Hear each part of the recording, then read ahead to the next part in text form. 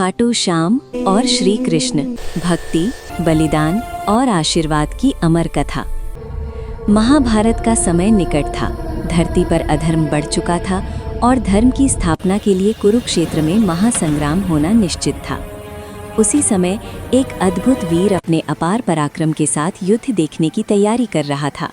वो था बर्बरीक, भीम के पौत्र और घटोत्कच का पुत्र। बर्बरीक बचपन से ही अत्यंत वीर और दानी था। माता मोरवी ने उसे धर्म का साथ देने की शिक्षा दी थी। भगवान शिव से उसने 3 अमोघ बाणों का वरदान पाया था।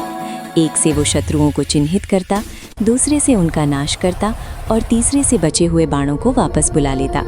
उसके पास ऐसा सामर्थ्य था कि वो अकेले ही पूरे युद्ध का परिणाम बदल सकता था। जब बर्बरीक ने सुना कि महाभारत का युद्ध होने वाला है तो वो भी युद्ध भूमि की ओर चल पड़ा। रास्ते में भगवान श्री कृष्ण ब्राह्मण का वेश धारण कर उससे मिले।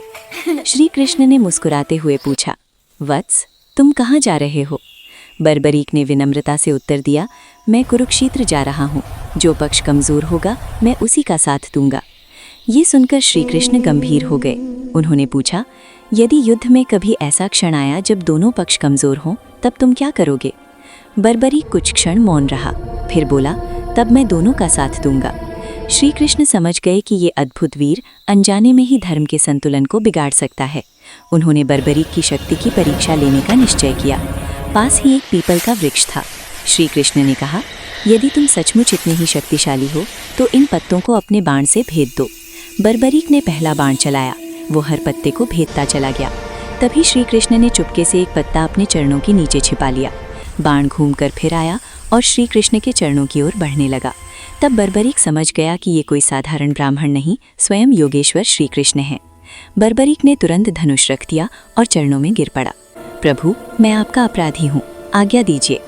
श्री कृष्ण ने करुणा से उसकी ओर देखा और बोले, वत्स, तुम्हारा पराक्रम अद्वितीय है, पर इस युद्ध में तुम्हारी उपस्थिति धर्म का संतुलन बिगाड़ देगी। क्या तुम धर्म की स्थापना के लिए अपना शीश दान कर सकते हो? बर्बरीक के चेहरे पर एक क्षण भी संकोच नहीं आया। प्रभु, मेरा शीश आपके चरणों में है। उस महान बलिदान से श्री कृष्ण का हृदय भर आया।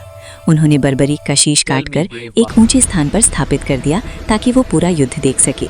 युद्ध समाप्त होने के बाद श्री कृष्ण ने पूछा, कहो बर्बरीक, युद्ध किसने जीता?